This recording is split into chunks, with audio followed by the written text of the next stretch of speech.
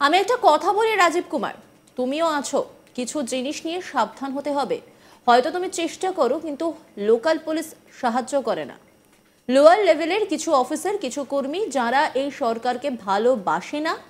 তোমার পুলিশেরও কিছু লোক তারা টাকা খেয়ে বালি চুরি, কয়লা চুরি, সিমেন্ট চুরি করছে। আর সিআইএসএফ পুলিশের একাংশ চুরি করবে, আমি এটা মানব না। পুলিশের একাংশ টাকা খেয়ে চুরি করে, বিস্ফোরক অভিযোগ তুললেন খোদ পুলিশ মন্ত্রী তথা মুখ্যমন্ত্রী মমতা বন্দ্যোপাধ্যায়। তিনি বলছেন যে পুলিশ নাকি বালি পাথর থেকে টাকা খায়। বৃহস্পতিবার নবান্ন সভাঘরে রাজ্যের একাধিক ইস্যুতে সাংবাদিক বৈঠক করেন মুখ্যমন্ত্রী মমতা বন্দ্যোপাধ্যায়।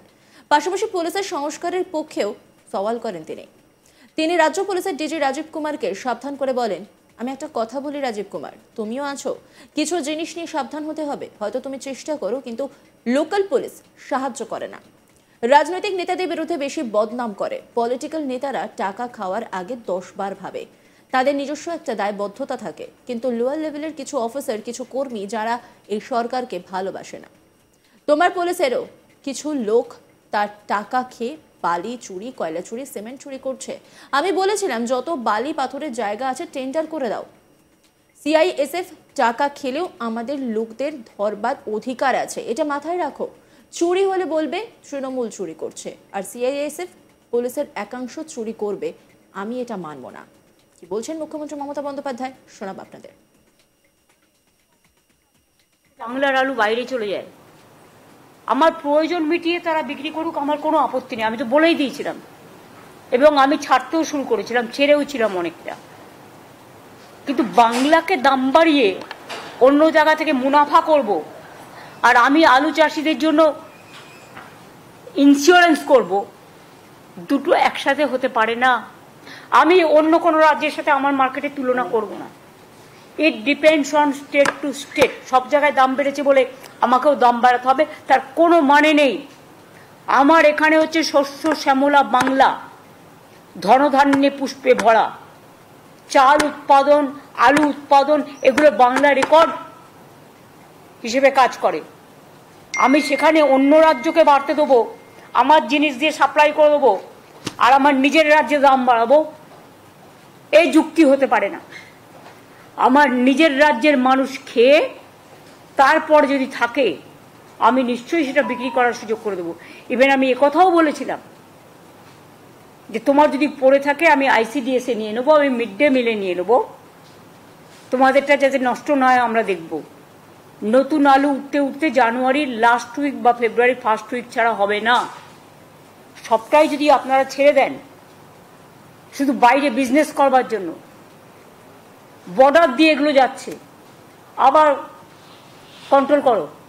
আর তার আগে স্টক আমাকে দেখাবে, কত ছিল, কত বেরিয়েছে, এখন কত আছে। কারণ আমি তো রেখে দিতে বলেছিলাম আপ টু জানুয়ারি আমাদের স্টকটা, শুধু বীজের জন্য আলু যেটা লাগে সেটুকু রেখে। তো কেন এটা হলো না এবং আমাকে কেন জানানো হলো না? আমি বলেছিলাম 1 লক্ষ করে করে আমি ছাড়বো, ছাড়তেও শুরু করেছিলাম, তারপরে যতটা পেরেছে নিয়ে নিয়েছে। আমি একটা কথা বলি রাজীব কুমার, তুমিও আছো, এটা কিন্তু প্রেসের সাথে ডাইরেক্ট কানেক্টেডও আছে। কিছু জিনিস ইমিডিয়েট ইউ টেক কেয়ার। হয়তো তুমি চেষ্টা করো, কিন্তু local police is not helping. সবাইকে বলছি না, আমি একাংশ। পলিটিক্যাল নেতাদের নামে সবাই বদনাম করে বেশি। 5 টাকা খেলে 500 টাকা বলে দেয় চোর। কিন্তু পলিটিক্যাল নেতারা টাকা খাওয়ার আগে 10 বার ভাবে জনগণের টাকা খাওয়া কি উচিত। তাদের নিজস্ব একটা দায়বদ্ধতাও থাকে। কিন্তু লোয়ার লেভেলে কিছু অফিসার, কিছু কর্মী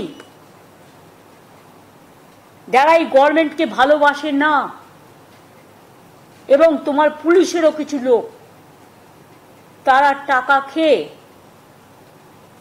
আজকে বালি চুরি বলো, কয়লা চুরি বলো, সিমেন্ট চুরি বলো। জয়গাঁওতে এত পাথর পড়ে আছে, ভেঙে কেন তোমরা টেন্ডার করছো না? এটা তো এগ্রিকালচার, এটা তো ল্যান্ড ডিপার্টমেন্ট করবে। ল্যান্ড ডিপার্টমেন্ট কি করছে? কেন বসে আছো? Why they are sitting idly, they are sitting quietly. আমি তো পরিষ্কার বলেছিলাম যে যত বালির জায়গা আছে টেন্ডার করে দাও। যত পাথরের জায়গা আছে টেন্ডার করে দাও,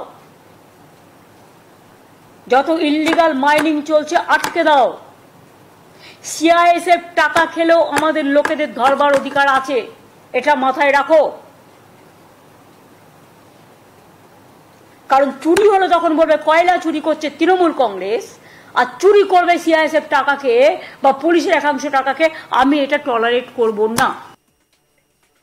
বাজারে আলুর দাম বেড়েই চলেছে, একেবারে হাত দেওয়া যাচ্ছে না। মারাত্মক সমস্যায় পড়ে গিয়েছেন সাধারণ মানুষ। তবে এবার সেই আলুর দামের হ্রাস টানতে মাঠে নামলেন খোদ বাংলার মুখ্যমন্ত্রী মমতা বন্দ্যোপাধ্যায়। আর তা নিয়ে বলতে গিয়ে এক ব্যক্তিকে সরাসরি ধমক দিলেন মুখ্যমন্ত্রী মমতা বন্দ্যোপাধ্যায়। তিনি বলেন, আপনি কথা কম বলুন না, আপনি কি ভাবেন আমি কিছু জানি না? আরে দাঁড়ান মশাই, আপনি ওয়েট করেন না কেন? আমার কি কিছু মনে নেই? আমার যথেষ্ট মনে থাকে। কোনটা করতে চলেছি সেটাও জনগণ জানতে পারবে না, আর জনগণকে আমি জানাতে বাধ্য। কি বলেছেন তিনি, শোনাব আপনাদের।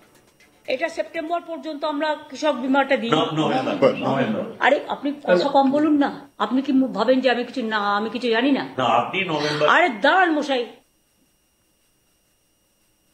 সেপ্টেম্বর পর্যন্ত থাকে, কিন্তু আমরা দানার জন্য এবং প্রাকৃতিক দুর্যোগের জন্য বাড়িয়ে নভেম্বর করেছি। তা আপনি ওয়েট করেন না কেন? আমি কি আমাকে বলতে হবে কেন? আমি কি কিছু জানি না? বাড়িয়েছি আমি, আর আমার মনে নেই? আমার যথেষ্ট মনে থাকে। আমি আজকে যেটা প্রেসকে বলবো যে প্লিজ এগুলো পজিটিভ ভাবে দেখুন, নেগেটিভ ভাবে দেখার চেষ্টা করবেন না। আপনারা কি করেন, পজিটিভ জিনিসটাকে অ্যাভয়েড করে অলওয়েজ নেগেটিভ ব্যাপারটাকে সামনে নিয়ে আসেন। তাহলে তো আপনাদের সামনে মন খুলে আমি ট্রান্সপারেন্সি মেনটেন করে, স্বচ্ছতা মেনটেন করে কোনো কাজ করতে পারবো না। আর তা যদি না করতে পারি, তাহলে জনগণ জানবে কি করে যে আমরা কি করতে যাচ্ছি, কি না করতে যাচ্ছি, কোনটায় ভুল কোনটায় ত্রুটি? এটাও তো জনগণকে জানাতে আমি বাধ্য, এবং সেটা সংশোধনের জন্য কি ব্যবস্থা করা হচ্ছে। আপনাদের এটা আমি অনুরোধ করব। আমি জানি কোনো কোনো চ্যানেল আমার একদম 100% এগেনস্ট, তারা একটাও পজিটিভ দেবেন না, টোটালটাই ন্যারেটিভ আর নেগেটিভ করবেন। তাই যদি করেন তাহলে জেনে রাখুন, আগামী দিন যদি আমি ট্রান্সপারেন্সি নিয়ে মিটিং করি, তাহলে আমি তাদের বাদ দিয়ে করব। পরে আপনারা নিউজ কালেকশন করে নেবেন, কারণ আমি এটুকু কোঅপারেশন তো আপনার কাছ থেকে আশা করতে পারি। এখানে যারা আমরা বসে আছি প্রত্যেকে আমরা দায়িত্বপূর্ণ লোক, প্রত্যেকে দায়িত্বপূর্ণ অফিসার, প্রত্যেকে দায়িত্বপূর্ণ মিনিস্টার, হেজিবিজি কেউ নেই। নজর রাখুন আজ তাক বাংলার ইউটিউব স্ট্রিমিংয়ে।